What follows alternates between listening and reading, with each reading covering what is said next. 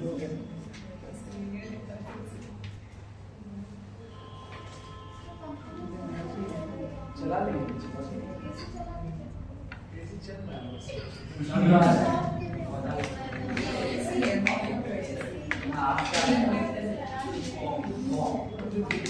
वो बीच में बांग्लादेश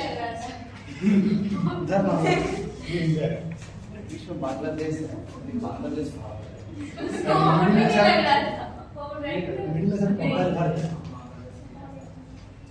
आज का जो टॉपिक है लिख लीजिए, बीच में चला दीजिए।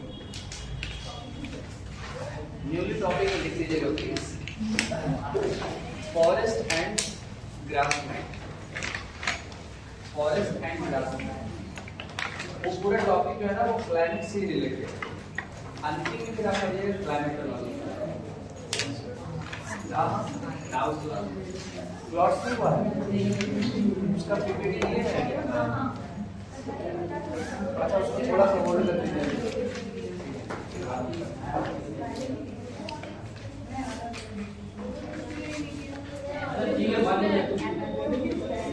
अरे गर्मी लग रहा है।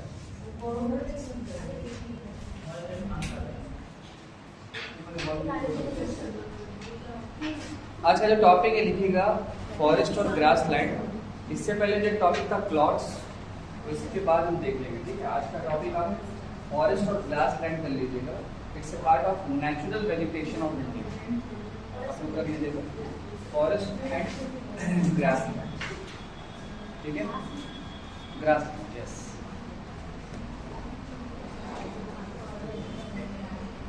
और जस्ट इसके अंदर में आप लिखिएगा पहला टॉपिक जो सब टॉपिक है आपका वो है आपका फॉरेस्ट। यानी पहले आपका फॉरेस्ट होगा, देन उसके बाद आपका ग्रासलैंड। ठीक है, एक छोटा सा डेफिनेशन लिखिएगा पहले, थोड़ा सा लिखा देते हैं। ठीक है, climate comma soil and topography. Climate, उसके बाद आपका सॉइल यानी मिट्टी, और आपका टोपोग्राफी। लिखिए तीनों point, climate, soil and topography. Topography का मतलब ये होता है हमारा जो भी एरिया है यहाँ का जमीन कैसा है, मतलब यहाँ का जमीन क्या ऊपर एरिया में है या फिर लोअर पार्ट में है।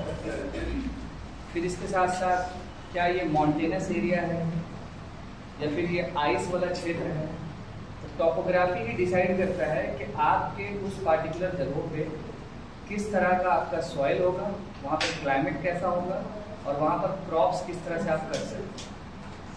ठीक है, सिंपल। हम फिर से बता रहे हैं, 1 मिनट सुनिएगा प्लीज, लास्ट में प्लीज सुनिएगा। देखिए आज कुछ नए बच्चे ऐड हो गए ना, तो हमको नया चैप्टर कराना ही होगा। अगर हम जो चैप्टर पहले से करा रहे थे, अगर वो बीच से हम उठाएंगे इनको नहीं समझ में आएगा। आप बोलिए, क्या बोले? नहीं बोलिए, क्या बोले? बोलिए क्लास करवा दें।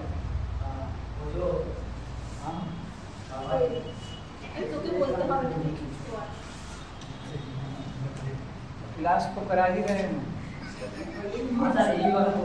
ये भी डांस कर रहे हैं आप।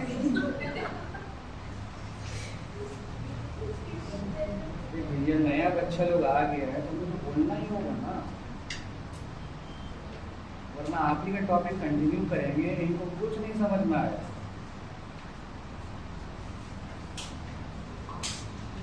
यही वजह था कि हम यहाँ नहीं आ रहे।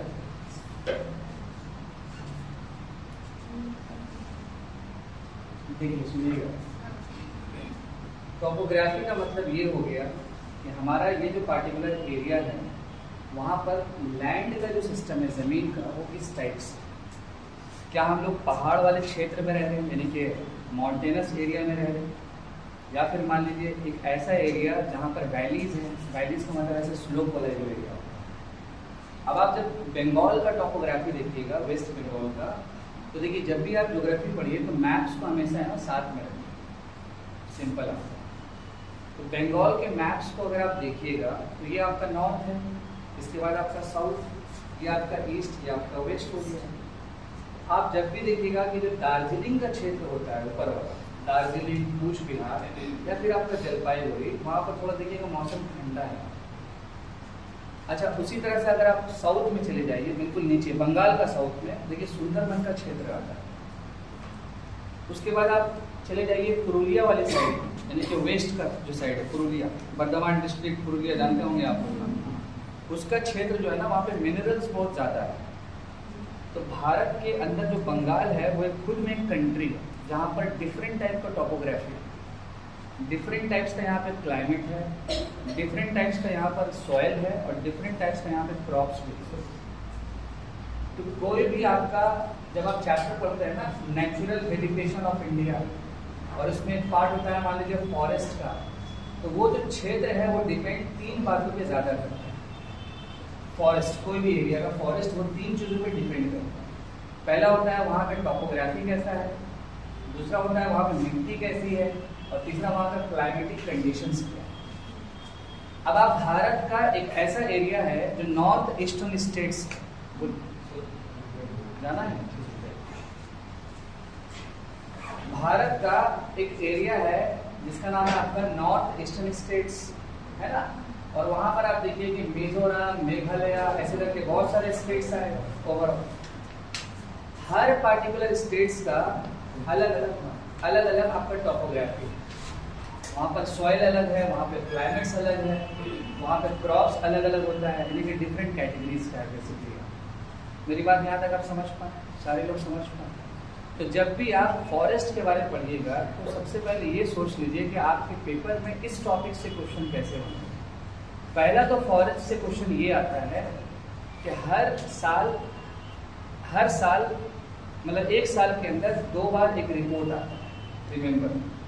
उस रिपोर्ट का नाम है इंडिया स्टेट फॉरेस्ट रिपोर्ट। ये 1 साल में 2 मरतबा आता है।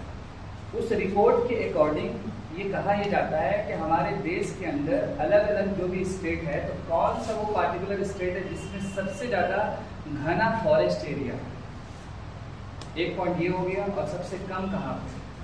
दूसरा इंपॉर्टेंट, अगर किसी स्टेट के अंदर मान लीजिए बहुत ज़्यादा फॉरेस्ट एरिया है, कवर उसका बहुत ज़्यादा है, तो उस फॉरेस्ट एरिया के अंदर बहुत सारा आपको प्लांटेशंस मिलेगा। आप लोग नहीं सुनते हैं वो लाल चंदन मूवी में तो आया पुष्पा, है ना। उसके बाद नहीं सुनते हैं वो नीम का दरख्त, खजूर, डेट्स जिसको बोलते हैं। क्या आप बंगाल में इस क्षेत्र में कहीं दिखा पाइएगा खजूर का कहीं दरख्त को? डेट जो खजूर का गाछ होता है, ये वाले क्षेत्र में दिखा पाइएगा? अगर कोई गाछ वाछ लगा हुआ है तो रोड साइड नहीं मिलेगा, क्योंकि हर पार्टिकुलर प्लांटेशंस का एक अलग से जो है ना सिस्टम है। उसके लिए टेम्परेचर चाहिए उस हिसाब से, लाइक उसके लिए क्लाइमेटिक कंडीशन चाहिए, रेनफॉल चाहिए, सॉइल चाहिए, उसके साथ साथ टोपोग्राफी भी चाहिए। जब ये तमाम चीज़ें उस पार्टिकुलर प्लांटेशंस को मिलता है, तभी वो पार्टिकुलर चीज़ें उस एरिया में जो है ना वो आपका बढ़ता है या फिर उगता है। ओवर आप लोग कई बार सुनते होंगे कि जो एप्पल है, एप्पल क्या बंगाल में हो रहा है? हो रहा है क्या बंगाल? तो एप्पल कहाँ हो रहा है? या तो आपका हिमाचल प्रदेश या तो आपका जम्मू एंड कश्मीर में हो रहा है। समझ पा रहे होंगे आप? अच्छा, उसी जगह पे आप स्पाइसेस पे चले जाइए तो मसाला होता है। अब देख लीजिए कहाँ पे, साउथ में है।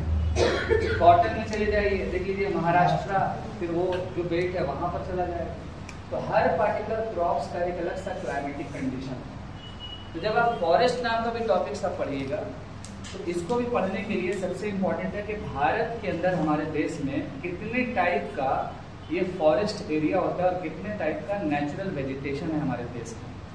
तो बताया ये गया है कि हमारे देश के अंदर टोटल 5 टाइप का आपका नेचुरल वेजिटेशन का टाइप है, ये फॉरेस्ट का टाइप है। और वही 5 तरीकों में अलग अलग प्लेसेस पे अलग अलग नाम दे दिया गया है, और हर प्लेसेस का एक अलग सा फीचर्स है। कहीं पर आपको ये लकड़ी मिल सकता है, कहीं पर वो मिलेगा। जैसे आपने सुना होगा साल, टिम्बर, है ना, महोगनी, एगोनी, ये सब अलग अलग प्लांटेशंस का नाम होता है। तो अब आपके पेपर में क्वेश्चन ये आता है कि बताइए ये according to India state forest report हमारे भारत में सबसे ज़्यादा घना फॉरेस्ट एरिया कौन सा? ठीक है, मतलब हो सकता है मध्य प्रदेश आएगा, महाराष्ट्र आएगा, ऐसे करके ऑप्शन लिखिएगा। तो अब आपको उस रिपोर्ट्स के अकॉर्डिंग बताना होगा। दूसरा इंपॉर्टेंट ये आता है कि अगर मान लीजिए एमपी में है फॉरेस्ट एरिया तो वहाँ पर किस किस टाइप का मिलता है। और तीसरा अगर वो टाइप वहाँ पर मिल रहा है तो उस टाइप के प्लांटेशन और फॉरेस्ट एरिया के लिए कितना रेनफॉल यानी कितना बारिश होना चाहिए, अरे वो समझ पाए। जैसे आप लोग पढ़ते होंगे ना, ये मौसिन राम नाम का एक जगह है, कहाँ पे है वो, चेरापूंजी मेघालय, वहाँ पर बारिश सालों भर होता है, वहाँ पर बारिश सालों भर होता है। मौसिन राम का एक छोटा सा विलेज है चेरापूंजी, वो आपका मेघालय स्टेट्स में है, वहाँ पर बारिश सालों भर होता है। क्या बंगाल में बारिश सालों भर हो रहा है? हाँ बारिश हो रहा है, ऐसा नहीं है, लेकिन क्या वो लगातार हो रहा है? अभी देखिए 2 दिन से कितना धूप किए, लेकिन वो एक ऐसा प्लेस है जहाँ पे लगातार बारिश होता है। तो बताइए वहाँ का जो रहन सहन होगा लोगों का, वो तो डिफरेंट होगा हमारे से, होगा कि नहीं होगा बताइए। तो वही चीज़ होता है आपका, किस हिसाब का जो लैंड है या किस हिसाब का जो आपका क्षेत्र है, वो टोपोग्राफी हो गया, वही डिसाइड कर रहा है आपका क्लाइमेटिक कंडीशंस को भी, और उसके साथ साथ वहाँ का क्रॉप्स, और साथ साथ आपका सॉइल, और जिस जगह की मिट्टी उस हिसाब से रहेगी वहाँ पे क्रॉप्स भी होगा। जैसे आप लोग को पढ़े थे ना सॉइल में कि जो ब्लैक सॉइल अगर जहाँ पे होगा तो वहाँ पे कॉटन का प्रोडक्शन अच्छा होगा, है ना। फिर आप एलुवियल सॉइल पढ़े थे, उसके बाद और भी होता है बहुत सारा टाइप का सॉइल, तो हर सॉइल के हिसाब से हर क्रॉप्स का प्रोडक्शन होता है। उसी तरह से ये भी चैप्टर आपका इम्पोर्टेंट है। अच्छा, फॉरेस्ट के अंदर एक इम्पॉर्टेंट टाइप होता है आपका एवरग्रीन, एवरग्रीन फॉरेस्ट, सुने होंगे आप। पूरे दुनिया में अगर हम बात करेंगे तो अमेज़न फॉरेस्ट का नाम आप सुने, अमेज़न बेसिन, उसको है ना पूरे दुनिया का है ना लंग बोला जाता है, फेफड़ा बोला जाता है, लंग ऑफ द वर्ल्ड। क्यों? क्योंकि एक बहुत ही घना क्षेत्र का वो है, और देखिए जहाँ पर प्लांटेशंस बहुत ज़्यादा होगा, फॉरेस्ट कवर होगा, वहाँ पर पॉल्यूशन थोड़ा कम होगा। इसलिए देखिएगा सरकार भी बहुत सारा पॉलिसी बनाया है, लेकिन ये इम्प्लीमेंट नहीं हो पाता है कि रोड के दोनों साइड में पेड़ लगाइए या रोड के बीच में छोटा छोटा पेड़ लगाइए। ड्यू टू क्यों? ये जो पॉल्यूशन हो रहा है, क्लाइमेट चेंजेस का जो इश्यूज हो रहा है राइट नाउ, उसको थोड़ा सा कंट्रोल किया जा सके होगा। इसीलिए आप देखिएगा सरकार भी क्या कर रहा है कि इलेक्ट्रॉनिक व्हीकल्स पे ज़्यादा फोकस कर रहा है, ताकि हमारा एनवायरनमेंट और इकोलॉजी है उसको थोड़ा बचाया जा सके होगा। ठीक है, अब इसी बीच में देखते होंगे आप लोग कि एक जगह पे अगर क्लाइमेट का इशू हो जाता है थोड़ा बहुत भी, तो देखिएगा फ्लड आ जाता है, कहीं पे अर्थक्वेक आ गया, कहीं पे सुनामी आ गया, और इसकी वजह से क्या होगा कि आपका क्षेत्र अगर फ्लड प्रोन एरिया होगा तो काफ़ी सारा लॉसेस होगा, और ज़्यादातर लॉसेस होता है उनको जो फार्मर्स जो एग्रीकल्चर खेती बाड़ी करता है। समझ पा रहे हैं यहाँ पर? तो अब इसके बारे में एक लाइन आप लिख लीजिएगा, डेफिनेशन, हेडिंग तो बता दिए आपको फॉरेस्ट, और ब्रैकेट में आप लिख लीजिएगा नेचुरल वेजिटेशन ऑफ इंडिया, और एक डेफिनेशन आप शुरू में लिख लीजिए। ठीक है, नेचुरल वेजिटेशन ऑफ इंडिया। ठीक है, इसके अंदर आप पढ़ते हैं फॉरेस्ट और ग्रासलैंड्स के बारे में। नेचुरल वेजिटेशन ऑफ इंडिया, ठीक है, वेजिटेशन। सो पहला आप डेफिनेशन लिखिएगा, climate comma soil and topography. ठीक है, climate, soil and topography are the major factors,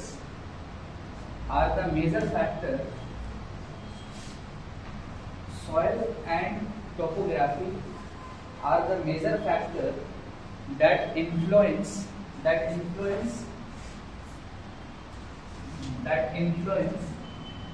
natural vegetation of a place,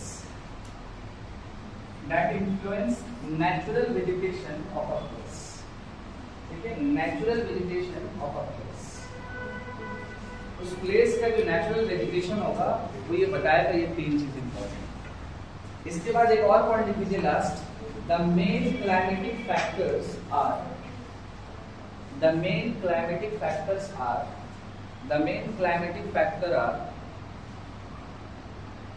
rainfall and temperature.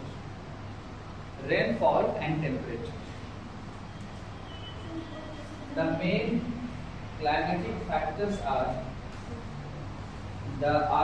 rainfall and temperature. यहाँ तक आप पॉइंट समझ पाए? मतलब क्लाइमेट का जो मेन फैक्टर होता है वो क्या होता है? टेम्परेचर, और साथ साथ आपका रेनफॉल। अब आप थोड़ा सा सोच के बताइए, एक ऐसा क्रॉप है जिसको ज्यादा बारिश चाहिए तभी वो क्रॉप्स अच्छे से हो पाएगा। सिंपल है, आपका मान लीजिए राइस, चावल के लिए मान लीजिए रेनफॉल चाहिए as for example 100 centimetre plus, as for example. अब आपका ये बंगाल है, लेकिन यहाँ पर जो बारिश होता है वो 100 सेंटीमीटर से लेस होता है, तो बताइए यहाँ पर राइस का प्रोडक्शन हो पाएगा? नहीं हो पाएगा। ये एक कंडीशन है ओवरऑल। अब उसी तरह से मान लीजिए गेहूं वेट, उसके लिए मान लीजिए अगर प्रोडक्शन करना है तो 50 सेंटीमीटर से मान लीजिए 120 सेंटीमीटर के बीच में बारिश होना चाहिए। तो पता ये चला कि एक ऐसा एरिया है जहाँ पर बारिश होता है 20 सेंटीमीटर, तो बताइए वहाँ पर गेहूं हो पाएगा? नहीं हो पाएगा। तो वही चीज़ यहाँ पर डिसाइड किया जा रहा है कि जो रेनफॉल और टेम्परेचर होता है वही डिसाइड कर रहा था कौन? क्लाइमेटिक फैक्टर वही डिसाइड कर रहा है। सिंपल है। इसके बाद एक आखिरी पॉइंट यहाँ पर ये खत्म हो जाएगा। The amount of annual rainfall, हाँ इसके बाद फुल स्टॉप के बाद last point, the amount of annual rainfall has a great bearing. The amount of annual rainfall has a great bearing on the type of vegetation.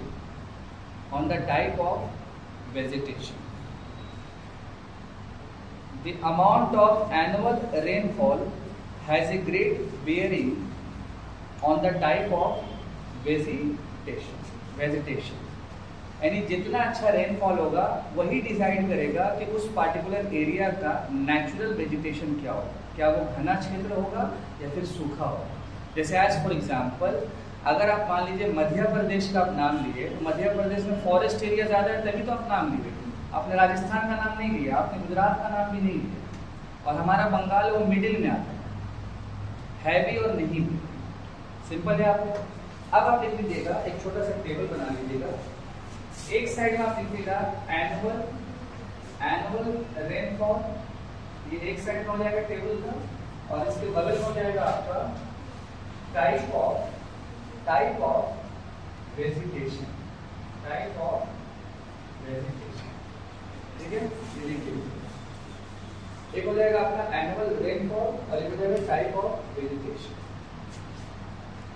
पहला आप लिख लीजिएगा point 200 centimetre और अबव 200 सेंटीमीटर या उससे ज्यादा अगर बारिश होता है एक साथ में, मतलब वो हो जाएगा आपका एवरग्रीन रेन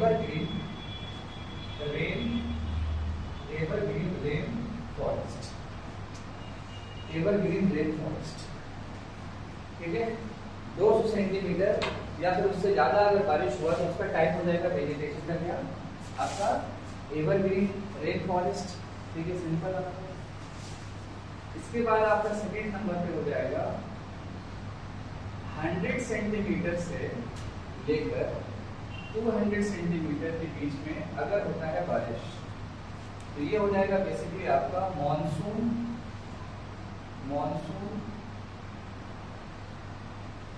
डेसिडुअस DUOUS, उसके बाद हो जाएगा फॉरेस्ट।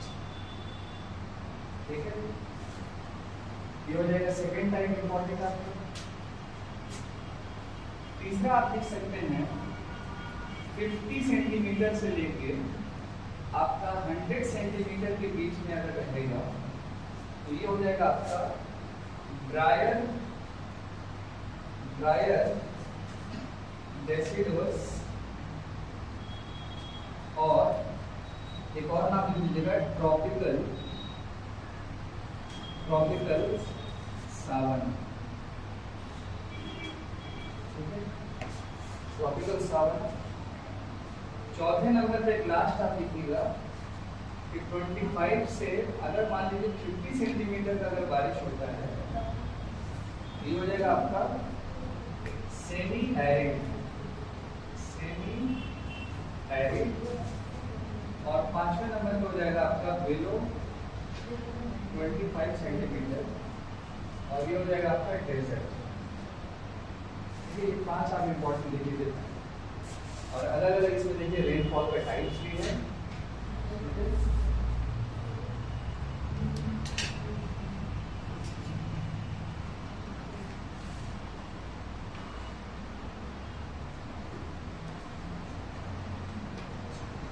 अब आप देखिए एक छोटा सा हेडिंग, यहाँ तक समझ पाए ना?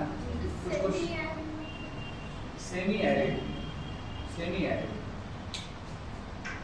सेमी एरिड का मतलब होता है कि इसी का एक और पार्ट, ड्रायर का ही एक और पार्ट। जैसे होता है ना, एक जगह बहुत ज़्यादा सूखा है और एक जगह सूखा है और थोड़ा सा सही भी है, तो सेमी एरिड में क्या होगा, दोनों हिस्सा होगा। और जहाँ पर कंप्लीट सूखा है वो आपका नीचे डेजर्ट एरिया, ठीक है। डेजर्ट एरिया में जानते क्या होगा, आपको कैक्टी नाम का जो छोटा छोटा प्लांट मिल जाएगा, तो आपको कैक्टस। अच्छा, अब आप देखिएगा क्लासिफिकेशन ऑफ, हम कुछ क्वेश्चन भी कर लेंगे। क्लासिफिकेशन ऑफ, इसके बाद का एक हेडिंग हो जाएगा classification of natural vegetation of India. Bharat में नेचुरल वेजिटेशन को कैसे क्लासिफाइड किया गया, natural vegetation of India.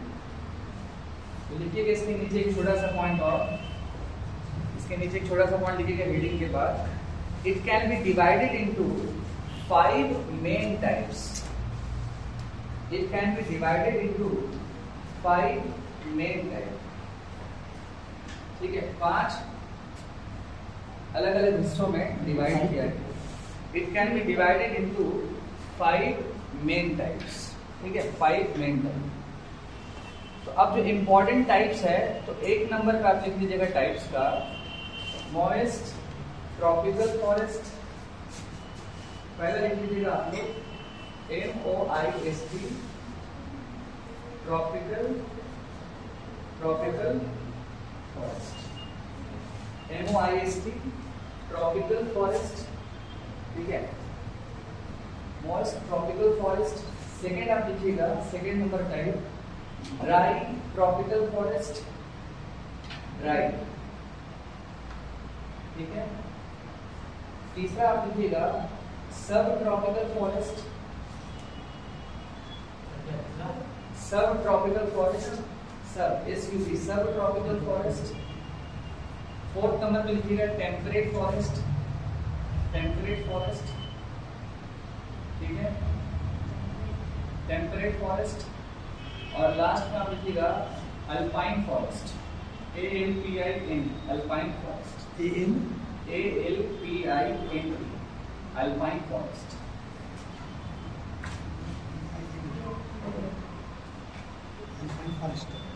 Alpine forest, ALPIN, alpine forest. ये 5 टाइप का आपका हो गया, अलग अलग टाइप होगा।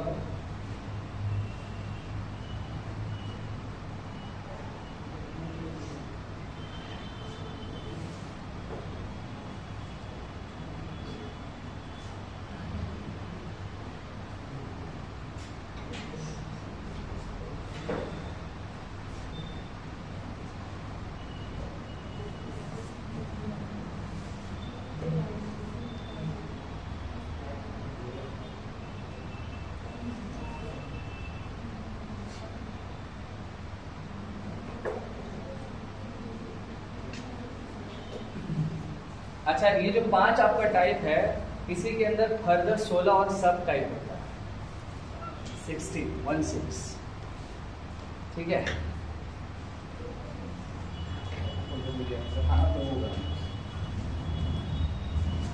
ये जो आपका पहला ट्रॉपिकल फॉरेस्ट है, उसमें एक एरो दे दीजिए और उसके नीचे 4 पार्ट उसको डिवाइड कर दीजिए, 4 पार्ट। नहीं समझे? ये ट्रॉपिकल फॉरेस्ट है ना, इसके अंदर हो जाएगा 4 मतलब 1.1, 1.2, 1.2 ऐसे। लेकिन लिखाना हमको भी पसंद नहीं, सच बता रहा हूँ, मजबूरी हो गई है। हम एक काम कर रहे हैं, ये आर्टिकल आपको शेयर कर रहे हैं, ठीक है, ये आर्टिकल्स आपको शेयर कर रहे हैं। उसमें कुछ झमेला है, इनको अभी तक कोई जोड़ भी नहीं किया।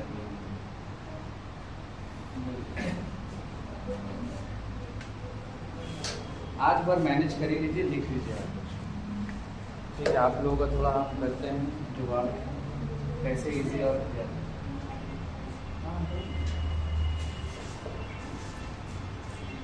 जो मॉइस्ट ट्रॉपिकल जो फॉरेस्ट था उसको फर्दर आप डिवाइड करिए, ठीक है। पहला आप लिख लीजिएगा ट्रॉपिकल वेट एवरग्रीन फॉरेस्ट।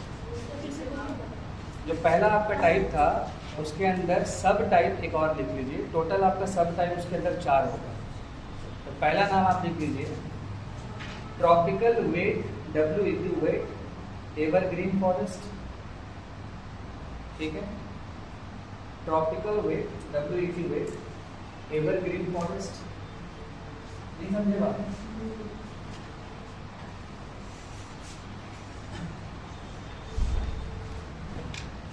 देखिए, आप जो भी पहला टाइप लिखे ना, ठीक है, अब हमको मालूम है कि आपका कॉपी में ऐसे लिखा गया, तो स्पेस भी हमको पता है।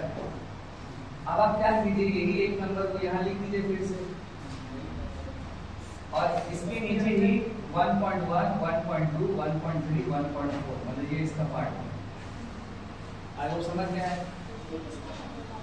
इसका पार्ट एक नंबर का पार्ट जो आपका मॉइस्ट ट्रॉपिकल जो फॉरेस्ट है, ये जो 5 टाइप्स था उसी का सब 16 टाइप है। ठीक है, tropical wet evergreen, WET wet evergreen पहला हो गया।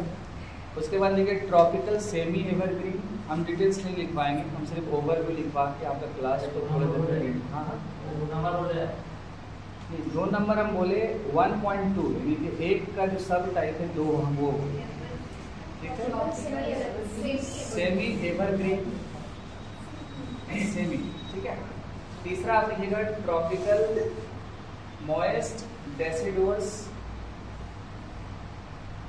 Tropical moist MOIST deciduous, deciduous.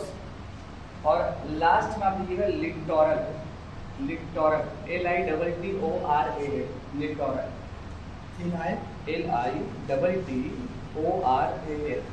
Littoral forest, forest. आई वो क्या समझ गए? 3 नंबर क्या वाला टॉपिक है? Moist deciduous. अरे ये वाला सारे लोग समझ गए? श्योर है?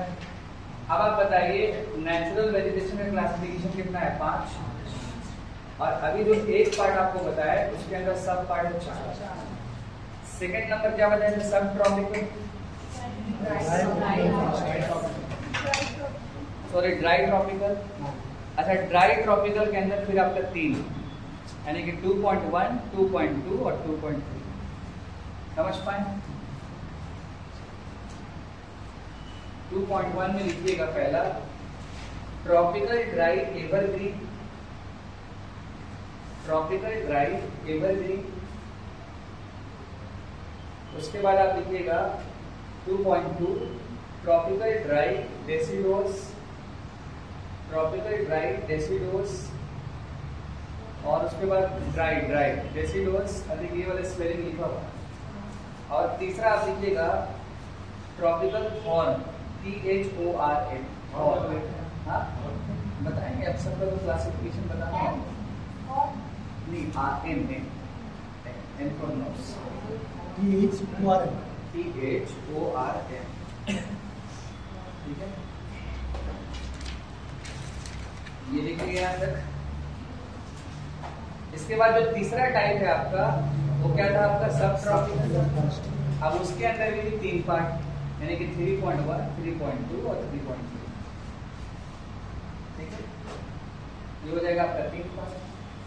अब इस 3 पार्ट में पहला पार्ट आप लिखिएगा सब ट्रॉपिकल, सब ट्रॉपिकल ब्रॉड हील, सब ट्रॉपिकल ब्रॉड हील पहाड़, HILL, ब्रॉड हील पहला हो गया। सारे लोग लिख दिए, सब ट्रॉपिकल ब्रॉड, ब्रॉड हील पहाड़। ठीक है, दूसरा आप लिख लीजिएगा sub tropical moist hill, MOIST, moist heal.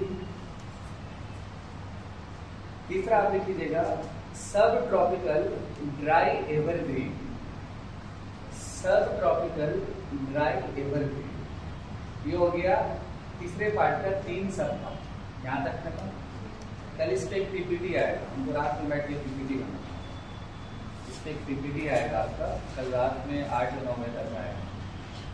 ठीक है, हम इसको जस्ट ऊपर एक ओवरव्यू दे रहे हैं आज, और इसके ऊपर जो क्वेश्चन आया हुआ है ऑलरेडी पेपर में, वो 1 लाइनर फॉर्मेट्स पे राइट नोट डिस्कस कर लेंगे। ठीक है ना? उसके बाद आप देखिएगा नेक्स्ट वन कौन सा था जी? Temperate forest. टेम्परेट के अंदर भी फिर 3 पार्ट, यानी कि 4.1, 4.2 एंड 3। तो 4.1 में लिख लीजिएगा wet temperate, wet WET, wet WET, wet temperate.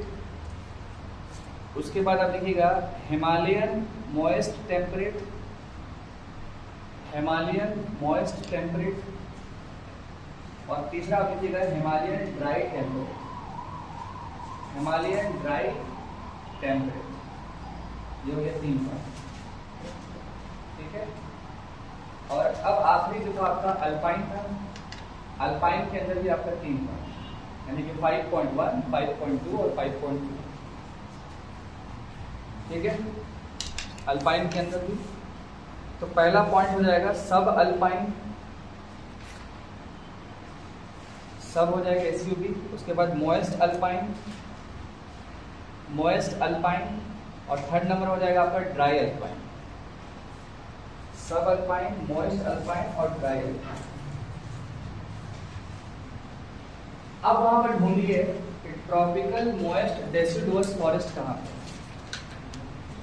Tropical moist deciduous कहीं पर मिला तो उसके बगल में लिख लीजिएगा 37%। इतना तो जगह होगा ना।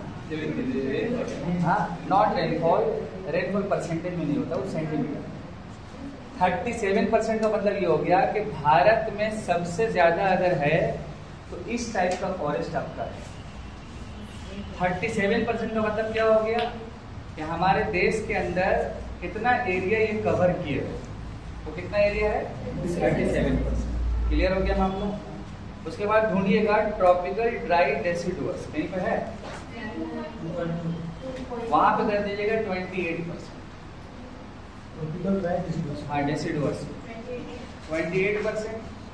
उसके बाद आप ढूंढिए tropical wet evergreen, wet evergreen कहीं पे है? वो कर दीजिए 8%, 8%। परसेंटेज से क्वेश्चन आएगा इसलिए बोल रहे हैं, ठीक है। Tropical wet WET, wet evergreen कहीं ना कहीं तो होगा ना, 8%। उसके बाद देखिएगा सब ट्रॉपिकल मॉइस्ट कहीं पे है?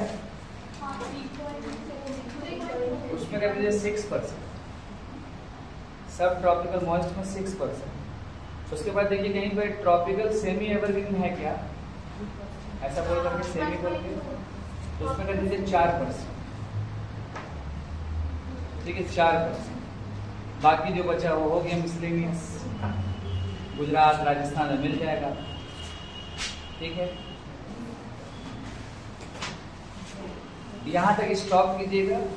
अब हम इसके ऊपर जो क्वेश्चन आया हुआ है वो थोड़ा थोड़ा करवा देते हैं, और इसका एक PPT कल रात में हम डाल देंगे। अब फिर इसके बाद आकर के यहाँ अच्छे से समझा के फिर उसके ऊपर फिर से क्वेश्चन करवा देते हैं, क्योंकि आपको ये लिखाने से ऐसे काम नहीं चलेगा। इसका बहुत सारा मैप्स है, बहुत सारी चीज़ें हैं, वो दिखाना होगा तब आपको अंडरस्टैंडिंग होगा जाके, अदरवाइज नहीं होगा, ठीक है।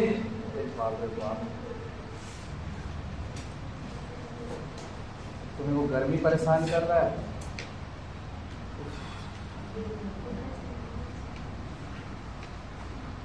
बस ये सब ना कर।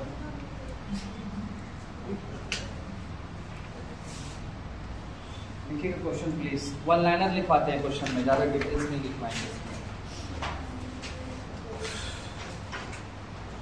लास्ट में ये चक्कर में हार्ट अटैक हो रहा है।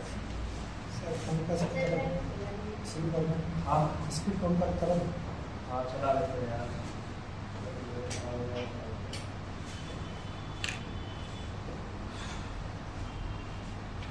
लिखिएगा please.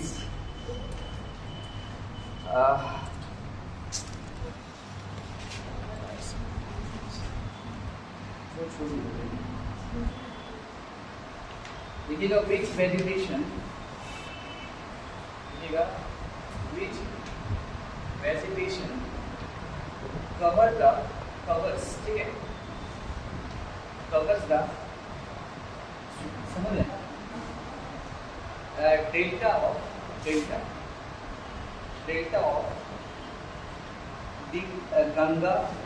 Ganga, comma the Mahanadi, which vegetation cover the delta of the Ganga, comma the Mahanadi, the Krishna, comma the Godavari and the Kaveri. ठीक है, इसमें क्वेश्चन क्या बोला गया? गोदावरी और कावेरी, और आप लोग याद होगा रिवर सिस्टम में पढ़ा चुके हैं, ठीक है। सो यहाँ पर क्वेश्चन ये बोला गया कि वो कौन सा नेचुरल वेजिटेशन है जो इस सारे रिवर सिस्टम के आसपास, उसके डेल्टा के आसपास मिलता है। तो कौन सा टाइप है जो मिलता है, कौन सा नेचुरल वेजिटेशन जो मिलता है? क्वेश्चन समझे? सारे लोग समझे? श्योर है? तो अब देखिए, इसमें जो भी आपका लिखा गया है ऑप्शन अभी मत लिखिएगा, सिर्फ सुन लीजिए।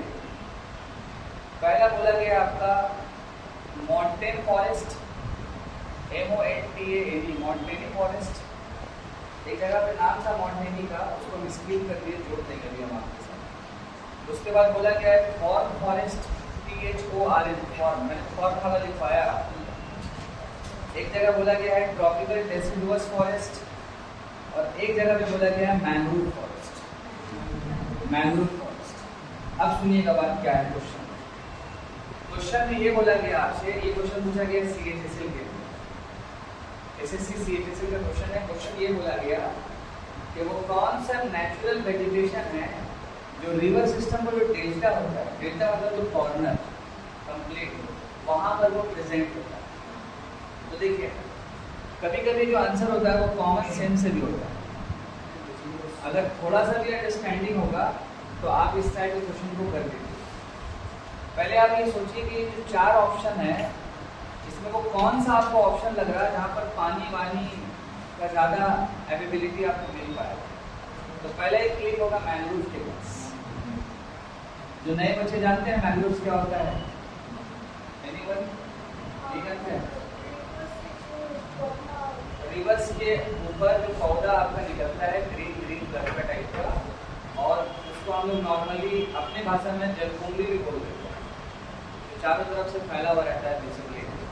देखिएगा रिवर्स के ऊपर में बहुत सारा लेयर आपका हरा फैला, उसका जड़ बहुत नीचे तक रहता है। वो मैंग्रोव जो आपका फॉरेस्ट होता है वो रिवर के डेल्टा में है, और ज़्यादातर जो भारत में मैंग्रोव है वो आपका सुंदरबन के पास है।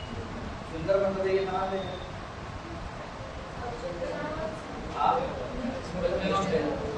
नए बच्चों को मालूम है सुंदरबन? आपको मालूम है? आप लोग भारत में ज़्यादा मैंग्रोव कहाँ पे है? और सेकेंड नंबर पे कहाँ पे है? उड़ीसा। उड़ीसा में एक पार्क है, उसका नाम है सिल्वी पार्क नेशनल पार्क। वहीं ये सारा क्लासेस इन बच्चों के साथ हम करवाते हैं, इसमें आपका कोई दोष नहीं। आप आंसर लिख लीजिएगा सिंपली आपका मैंग्रोव फॉरेस्ट। फिर आप देखिए क्वेश्चन कैसे करते हैं। ठीक है, सुंदरबन में कौन सा टाइगर है? टाइगर आपको दे दिए। और यहीं से फिर एक और क्वेश्चन, और ये क्वेश्चन आपका रेल पूछा है, तो इसी में एक्सप्लेनेशन लिख लीजिएगा कि सुंदरबन में जो आप बोल रहे हैं ना मैंग्रोव है, तो अब क्वेश्चन ये पूछा है कि सुंदरबन में वो जो पार्टिकुलर एरिया है सुंदरबन का, वहाँ पर सबसे ज्यादा कौन सा प्लांट पाया जाता है, कौन सा ट्री पाया जाता है? ये रेल का बोलिएगा। सुंदरी। आप लोग आंसर लिख लीजिए। The Sundari is the most significant tree. The Sundari is the most, आपको नाम लिखिए। The Sundari is the most significant tree in Sundarban mangrove forest. ये पूरा पॉइंट आप सभी लोग समझ पाए? The Sundari is the most significant tree in Sundarban mangrove forest, in Sundarban mangrove forest, mangrove forest. अच्छा, इसी ऑप्शन में एक और फॉरेस्ट था जिसका नाम था थॉर्न फॉरेस्ट। ऑप्शन बोले थे थॉर्न फॉरेस्ट, छोटा सा पॉइंट लिखिएगा थॉर्न फॉरेस्ट। हम एक्सप्लेनेशन कर रहे हैं, इसको एनालाइज कर रहे हैं, ठीक है। Thorn, THORN, thorn. अच्छा, जहाँ पर भी थॉर्न फॉरेस्ट होगा तो वहाँ पर किस तरह का ट्री आपको मिलेगा या प्लांटेशन मिलेगा? तो पहले लिख लीजिएगा कैक्टिस, यानी कि कैक्टी जो आप लोग बोल रहे हैं कैक्टस, लिख लीजिएगा कैक्टी। उसके बाद आप लिख लीजिएगा पाम, PALMS, पाम ट्री, ठीक है। ये दो इंपॉर्टेंट आप पहले लिख लीजिए। अच्छा, कभी कभी ये भी क्वेश्चन पूछा जाता है, सुनिए, कि इस तरह का अगर कोई फॉरेस्ट एरिया होगा तो वहाँ पर कौन सा एनिमल आपको मिलेगा, यानी कौन सा जानवर आपको मिलेगा। जैसे आपने बताया मैंग्रोव फॉरेस्ट का जो क्षेत्र है वहाँ पर रॉयल बंगाल टाइगर। अगर मान लीजिए थॉर्न फॉरेस्ट है और वहाँ पर मैंने दो एग्जाम्पल दिया कैक्टी और पाम का, तो वहाँ पर कौन सा एनिमल मिल सकता है? तो एनिमल्स का नाम आप लिखिएगा।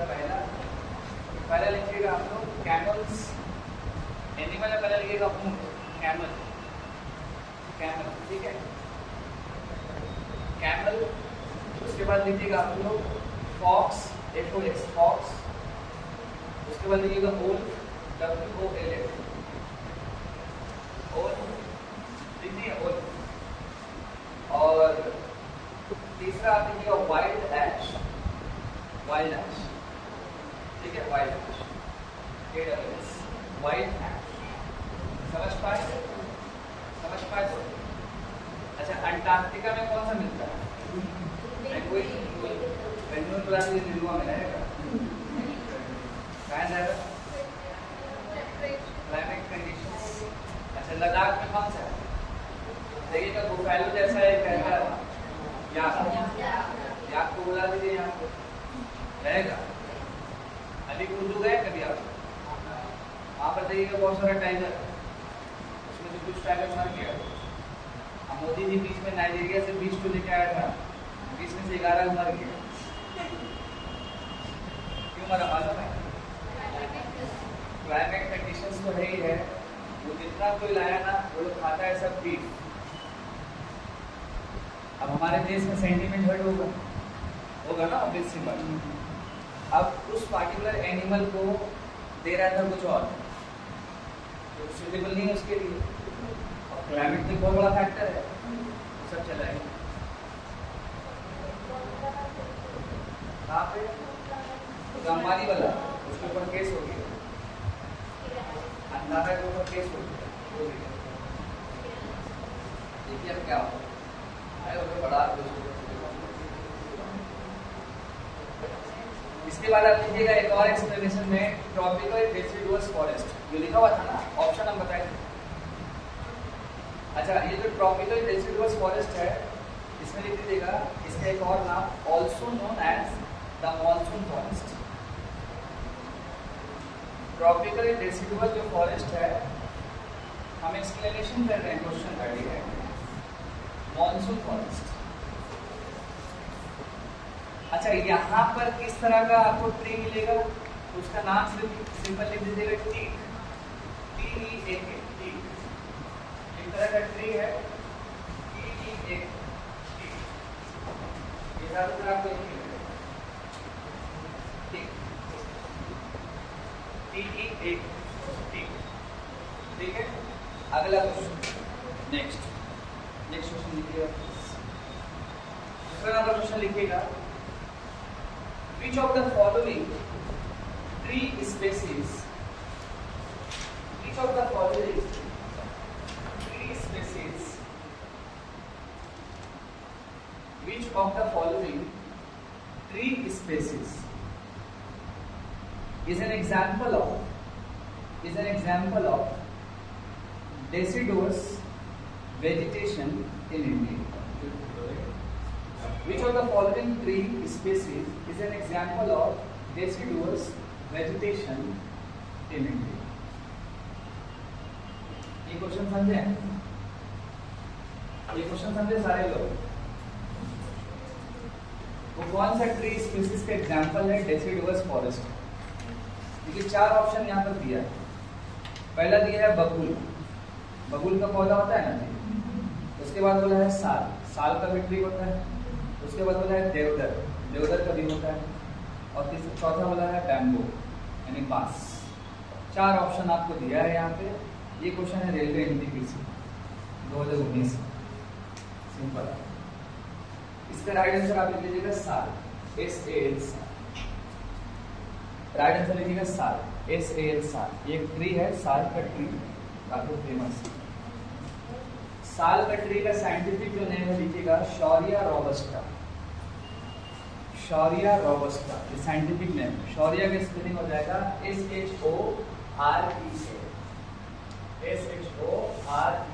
शौरिया रोबस्टा। बढ़िया नाम,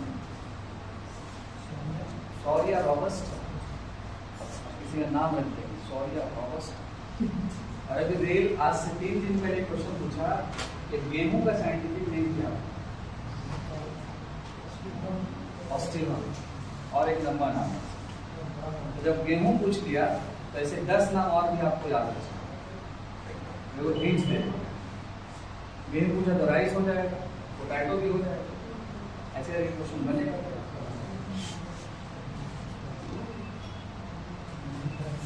नेक्स्ट एक और क्वेश्चन लिखिए। ये क्वेश्चन का आंसर आप बता दीजिए, I hope so. Which is the most wide spread forest in India? Tropical deciduous forest. आप कैसे बता पाए? अभी जो लिखा है 37-8% में बता दिया। Which is the most wide spread forest in India? ये MTS का question. Which is the most wide spread forest in India? Answer क्या हो जाएगा? Tropical deciduous forest. हाँ वही एक ही पार्ट है, उसका सब पार्ट उसको हम लोग कहते हैं। ठीक है, नेक्स्ट क्वेश्चन। कितना क्वेश्चन हुआ? 2-4 क्वेश्चन हुआ।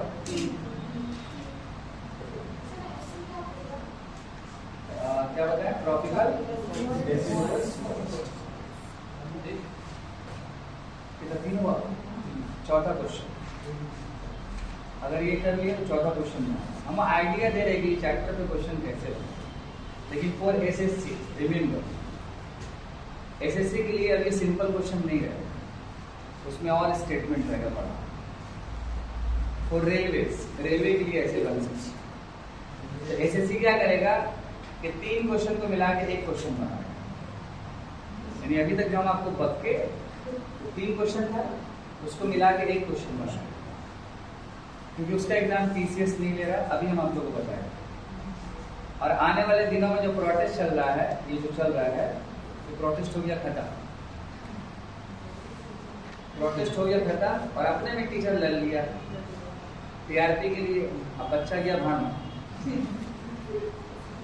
बच्चा गया और उसमें से 1-2 का पैर भी टूटा जो बेचारा प्रोटेस्ट में था। दुख है इस बात। तो अब अगर एडीपीटी लेगा मान लीजिए पेपर, तो SSC के चेयरमैन बोल भी दिया, जो डोगेश भाई का तरह लगता है होंगेश और डोगेश भाई। चेयरमैन क्या बोल दिया है कि टीचर अपने फायदे के लिए इस पेपर को क्या कर रहा है, सॉरी बच्चों को बहका रहा है। तो देखिए ये बात जो है पॉलिटिकल हो गया, खत्म हो गया प्रोटेस्ट।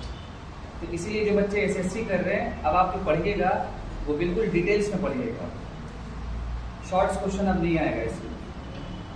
अब आप लिखिएगा चौथे नंबर का क्वेश्चन प्लीज। 4th नंबर लिखिएगा, ये भी क्वेश्चन का आंसर आप दे दीजिए। Where annual rainfall is greater than, लिखिएगा क्वेश्चन, वेयर एनुअल रेनफॉल, देखिए मेरे टेबल सामने में है, where annual rainfall is greater than dash, is greater than dash, there are tropical evergreen forest। मतलब क्या बोला गया कि ट्रॉपिकल एवरग्रीन जो रेन फॉरेस्ट है वहां पर एनुअल रेनफॉल क्या है। क्वेश्चन आपसे यही पूछा गया। ठीक है, क्वेश्चन ये पूछा गया आपसे, हम आपको ऑप्शन भी बोल देते हैं 150 सेंटीमीटर, 100 सेंटीमीटर, 300 सेंटीमीटर या 200 सेंटीमीटर। प्रॉपर आप एलिमेंट देखिए 200 सेंटीमीटर या above 200 centimetre which is called, जो आपसे क्वेश्चन पूछा है राइट आंसर आपका वही होगी। ठीक है, लिख लीजिए। नेक्स्ट क्वेश्चन, ये ग्रास लैंड्स के ऊपर है, ग्रास लैंड्स, ठीक है, यानी जो घास होता है अलग अलग type. In which of the following countries, ये बहुत इंपॉर्टेंट चैप्टर है, वर्ल्ड ज्योग्राफी का पार्ट है, ये पार्ट है, इससे क्वेश्चन इस बार पूछा जाएगा। Which of the following, in which of the following countries is the pampas, pampas अलग अलग ग्रास का नाम होता है, घास का नाम होता है अलग अलग कंट्री के साथ। पैम्पस ग्रास लैंड सिचुएटेड, यानी वो दुनिया में कौन सी कंट्री है जहां पर पैम्पस ग्रास लैंड प्रेजेंट है। इसमें 4 ऑप्शन है और जो चारों ऑप्शन है वो सब साउथ अमेरिका के लिए। तो जो बच्चे न्यू है, हम लोग अभी मत सोचिए ज़्यादा, अभी सिर्फ सोचिए कि इस टॉपिक के क्वेश्चन कैसे कैसे आए। पहला ऑप्शन है आपका अर्जेंटीना। अब बताइए अर्जेंटीना कहाँ का पार्ट, मैप इमेजिन कीजिए, साउथ अमेरिका और नॉर्थ अमेरिका में 2 है, एगो खच्चर और एगो कनाडा, और साउथ अमेरिका में फिर वही अर्जेंटीना, चिली, मैक्सिको, ये सारे कंट्री आते हैं वर्ल्ड में। दूसरा बोला गया है ब्राजील, ब्राजील भी उसी का पार्ट। तीसरा बोला गया है चिली, अभी हम आपको नाम लेंगे चिली का, और चौथा का नाम है इक्वाडोर। इसका राइट आंसर हो जाएगा कि पैम्पस जो ग्रास लैंड वो किस पार्टिकुलर कंट्री में बोला जाता है, तो आपका आंसर हो जाएगा अर्जेंटीना। घास का जो नाम होता है ना, अलग अलग कंट्री में अलग अलग नाम होता है, ऐसे 8 टोटल नाम है घासों का, तो हम पढ़ा देंगे अच्छे से, आपको क्लियर हो। पैम्पस अर्जेंटीना लिख दीजिए, ठीक है। अच्छा, आप इसी की जगह एक्सप्लेनेशन कर दीजिए। ग्रास लैंड्स को पैम्पस कहाँ पे बोला गया, अर्जेंटीना में। अब आप लिख लीजिए एक और नाम डॉन, DOWN, डॉन, DOWN, ये भी घास का टाइप है, ठीक है। अब ये कहाँ बोला जाता है, तो ये ऑस्ट्रेलिया में बोला जाता है, ठीक है। ये कहाँ बोला जाएगा, ऑस्ट्रेलिया में। ये समझे पॉइंट को। उसके बाद लिख लीजिएगा स्टेप, STEPPE, स्टेप, STEPPE, ये कहाँ बोला जाएगा, रशिया, ठीक। यानी जो ग्रासलैंड पैम्पस था अर्जेंटीना में, उसी का नाम स्टेट कहाँ में है, रशिया। उसके बाद लिखिएगा प्रेरीज, यहाँ से क्वेश्चन सही बार आया, PRAIRIES, प्रेरीज, PRAIRIES, प्रेरीज। ये कहाँ बोला जाएगा, prairies, north America, north America, ठीक है। उसके बाद एक और नाम लिख लीजिएगा वेल्ड, VELD, वेल्ड। वेल्ड कहाँ बोला जाएगा, तो आप लिख लीजिएगा साउथ अफ्रीका, साउथ अफ्रीका, ठीक है। उसके बाद लिख लीजिएगा कैंटरबरी, CANTERBURY, कैंटरबरी। कैंटरबरी कहाँ बोला जाएगा, न्यूजीलैंड, ठीक है। हम फिर से एक बार रिवीजन मारते हैं। बताइए पैम्पस कहाँ बोला जाएगा, ग्रासलैंड, अर्जेंटीना। उसके बाद बताइए आप prairies, America, state, weld, Canterbury, और एक और आप लीजिएगा पूछताछ, पूछताछ, PUSTAZ, और ये कहाँ बोला गया, आपका आंसर हो जाएगा हंगरी, पूछताछ, तो ये हो गया ना पूछताछ, ठीक है। अच्छा, जो पैम्पस था ये वाला, ये एक था आपका अर्जेंटीना में, और एक कंट्री लिख दीजिएगा यूरोप। अब बाकी जब ग्रासलैंड पढ़ाएंगे तो और डिटेल में जाएंगे। ये दोनों कंट्री में सेम नाम है, ठीक है। बामोस।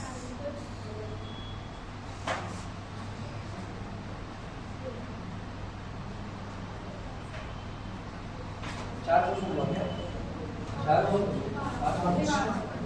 एक क्वेश्चन और लिखिएगा, इसके बाद आप पूछोगे। In which of the following continents, छठा number question, in which of the following continent is the Gobi Desert located? Gobi, G-O-B है, Gobi Desert लोकेटेड। कौन से कॉन्टिनेंट में गोबी डेजर्ट लोकेटेड? कौन से कॉन्टिनेंट में गोबी डेजर्ट लोकेटेड है? Option आपको दे रहे हैं, यूरोप, नॉर्थ अमेरिका, एशिया या फिर अफ्रीका। जो नए बच्चे बताइएगा, टोटल कॉन्टिनेंट्स कितना है? बोलिएगा टोटल, एनीवन?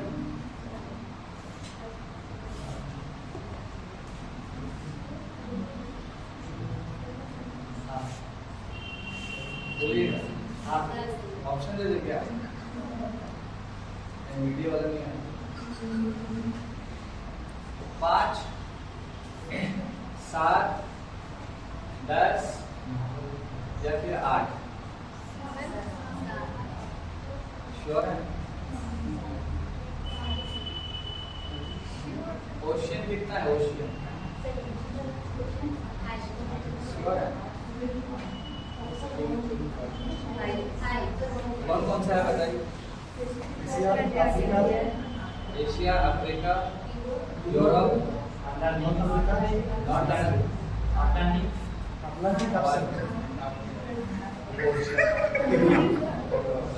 ऑस्ट्रेलिया। ऑस्ट्रेलिया। और बोलिए, 5 तो हो गया ना? बताइए कॉन्टिनेंट्स कितना है? फिर गलत होता है,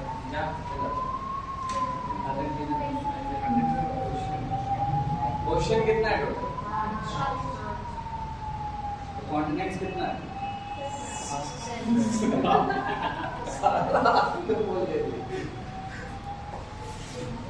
सारा रामायण खत्म हो गया, पता नहीं चला स्टोरी क्या।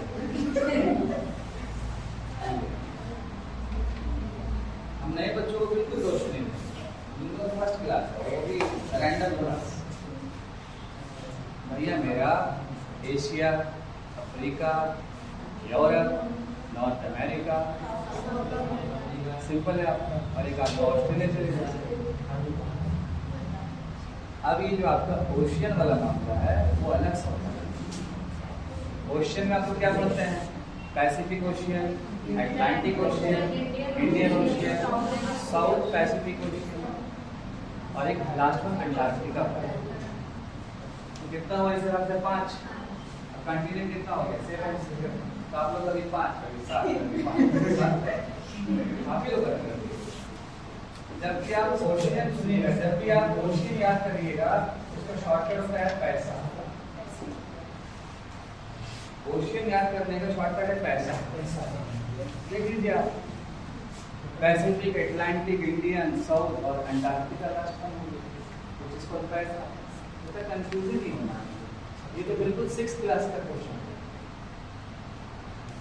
और अगर आप मान लीजिए कि कॉन्टिनेंट्स पढ़ रहे हैं तो वहाँ पर 7 हो गया। अब यहाँ पर वही बात तो बोला गया ना कि वो कौन से कॉन्टिनेंट्स में गोबी डेजर्ट लोकेटेड है।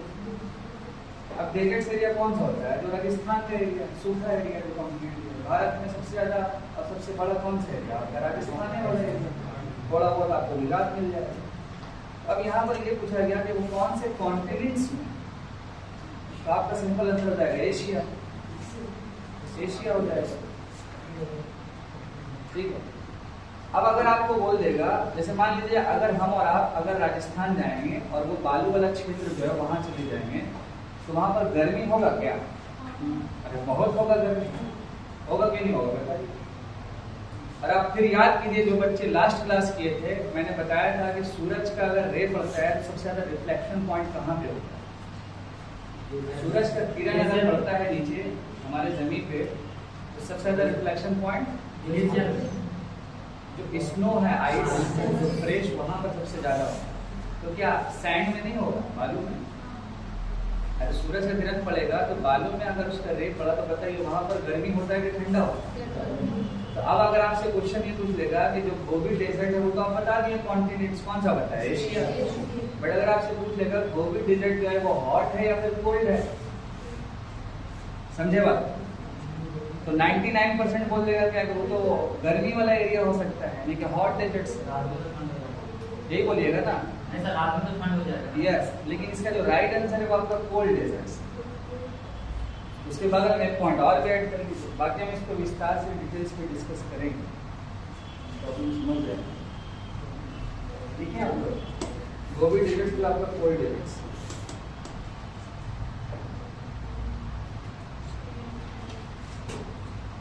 अब अगर बोल देगा गोबी डेजर्ट कहां से कहां तक फैला हुआ है,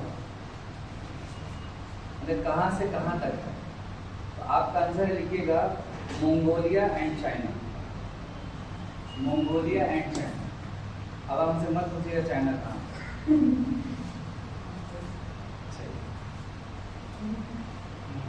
मंगोलिया और चाइना। अब आप बताइए गोबी डेजर्ट्स है कहां पे? एशिया। ठंडा या गर्म? अब एक क्वेश्चन ये भी बनता है कि एशिया के अंदर में और कौन कौन से डेजर्ट्स है? एशिया के अंदर में और कौन कौन से इंपॉर्टेंट डेजर्ट्स है? थार। उसके बाद बोलिए, आप लोग लिखते जाइए वो डेजर्ट्स जो बच्चे हैं आप लोग भी लिख लीजिए प्लीज, जिनको आइडिया बताइए। एशिया के अंदर में जो इंपॉर्टेंट डेजर्ट्स है, गोबी तो एक है तो आपको बताएं। अब आप लिख लीजिएगा थार, THAR, थार। ठीक है, उसके बाद लीजिए टकला मकान। टकला मकान ये डेजर्ट्स का नाम। ठीक है, उसके बाद तीसरा आप लिख लीजिएगा चोलिस्तान। चोलिस्तान, CHOLISTAN, सब डेजर्ट्स का नाम। ठीक है, नेक्स्ट आप लिखिएगा काराकुम। Karakum, KARAKUM, Karakum. ठीक है, KARAKUM, काराकुम 4 हो गया। और एक पांचवा आप लिख लीजिएगा खिजिलकुम डेजर्ट। खिजिल, KYZYLKUM, KYZYLKUM, ये सारा KYZYLKUM, खिजिलकुम डेजर्ट्स। तो ये जो तमाम डेजर्ट्स है किस कॉन्टिनेंट्स में? एशिया के अंदर। बाकी कभी डिटेल्स हुआ ग्रासलैंड या डेजर्ट्स का देख लेंगे। अच्छा, अब ये तो ओनली एशिया का था, उसी तरह अलग और भी कॉन्टिनेंट्स का होगा। लाइक